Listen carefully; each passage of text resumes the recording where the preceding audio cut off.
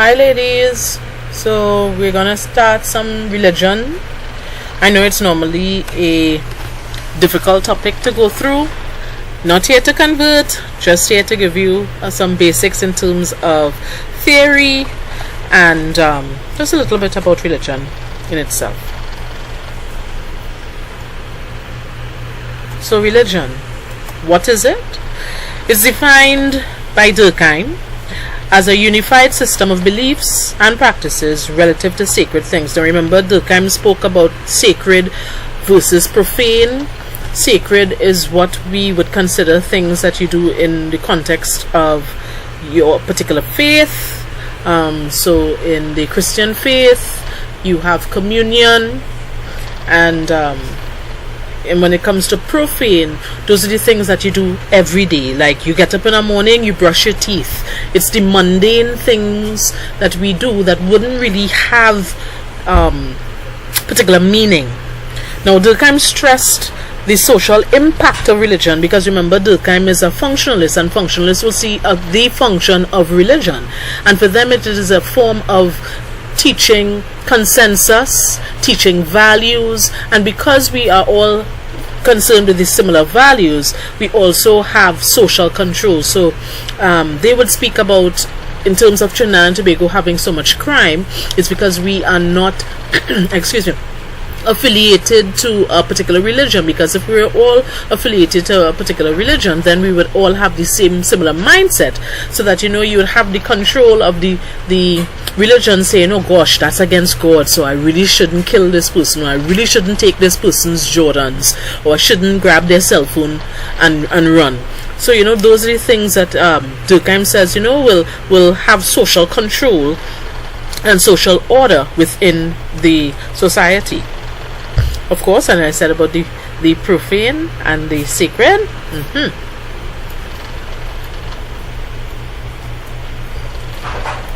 So let's delve a little bit in terms of the functionalism and what they see religion doing for society. Now, remember, they spoke about manifest and latent functions. So with the manifest functions, they say it defines the spiritual world and gives meaning to the divine. So you have a purpose. Right? Religion also provides an explanation for events that are difficult to understand. So I saw this thing today on Instagram, where they were showing the drone over a glory hole, which is a big deep hole in a river in America, and someone asked, okay, is this real, and if so, is it recent, so I'll know whether or not I have to repent? So this person found meaning in having that glory hole, saying that if this glory hole is opening up soon or recent, it means that he will have to repent of all his sins. So connection within an event and him having to repent, because it means God is coming soon. So this is what explains certain events that happened, and it also gives the purpose of life, why people suffer, and the existence of an afterlife.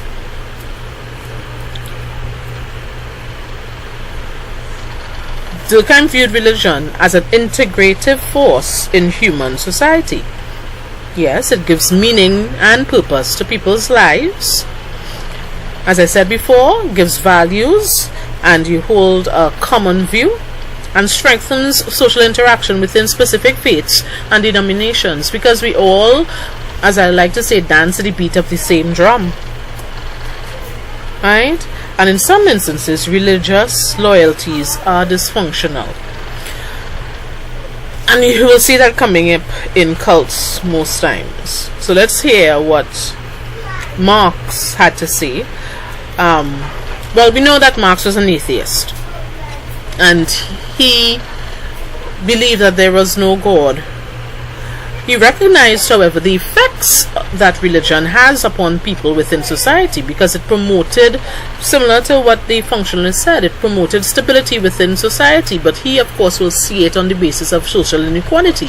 So they use religion as a brainwashing tool, so that they can maintain the status quo so that the poor or the proletariat will not try to overthrow the bourgeoisie, because the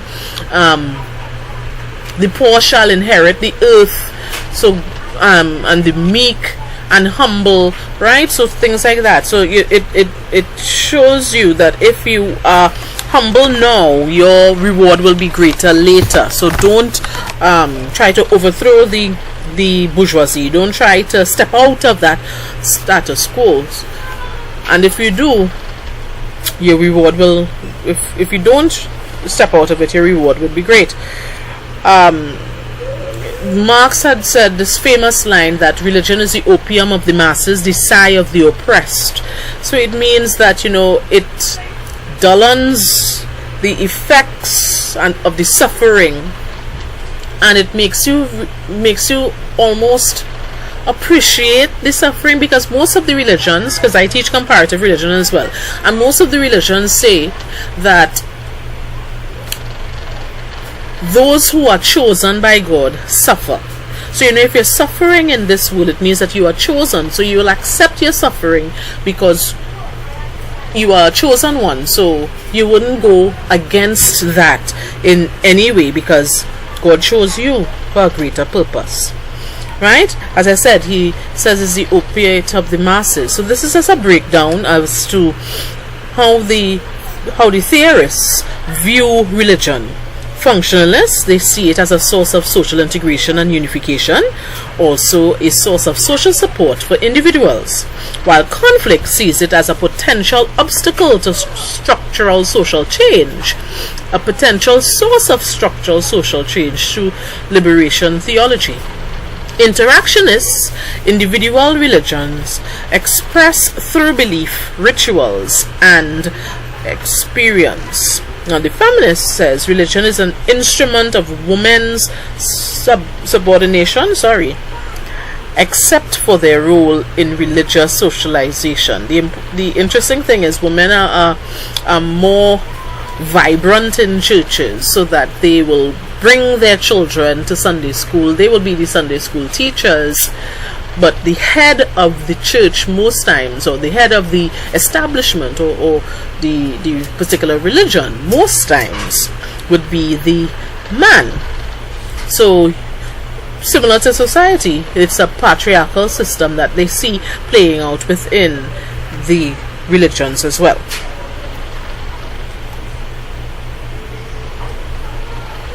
And this is just a breakdown of the religions that we could find within the world. 85% of the world's population adheres to some form of religion, and we could list a whole set, and daily there are more religions coming out, right? Christianity is the largest faith around the world, with about 34% of the population. It includes Roman Catholic Church and the Protestant denominations, and over 1.9 of the Orthodox. About 80, right, we said that already. And of course, Christianity is monotheistic and impose a moral code. Now, monotheistic, mono meaning one, and theistic meaning belief in God. So they believe in one God, and you'll see the difference between monotheistic, polytheistic, and polytheistic religions. They believe in many gods. So there are also differences among religions that exceed by variations within faiths, right? The second largest is Islam. Islam is also monotheistic, and the word Islam is subjugation to God, means subjugation to God, right? So this is a picture of the world religions and adherents across the global hemisphere. It also outlines the religions that we will see around the world: Buddhism, Christianity, Hinduism, Islam, Judaism. I don't know if you guys did religion before, so if you did, you would have covered some of these religions in class. The Ecclesia is a religious organization claiming to include most of all the members of a society, and is recognized as the national or official religion.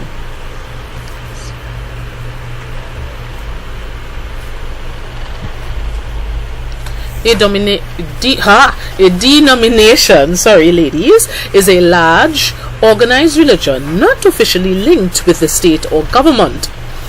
It tends to have an explicit set of beliefs, a defined system of authority, and a generally respected position in society. So we have several denominations within Trinidad and Tobago, within the Caribbean, within the world. Now this shows a picture of the largest religious groups in the United States by county in the year 2000. We have some backdated information here. Look at that, that's 19 years ago. You'll have to see whether or not it changed. A sect can be defined as a relatively small religious group that has broken away from some other religious organization to renew what it considers the original vision of the faith. Now you'll hear about some breakaway faiths, so like Christianity would have many denominations, and within it will have different sects, right? Breakaway factions. Sects usually exhibit a larger degree of fervor and loyalty than more established religious groups do, because people feel that they feel more connected to the smaller sects than they may have in the larger denominations. To sustain their membership, sects rely on active recruitment of new members. So new religious movements, which we will call NRM, they are small. I don't really like the word secretive, but they are small religious groups that represent either a new religion or a major innovation of an existing faith. They are similar to sects, tend to be small, and viewed as less respectable than more established faiths. I don't want to give an example here in case I insult anyone. You have to be very particular when it comes to people's religion. Excuse me. Characteristics. Excuse me.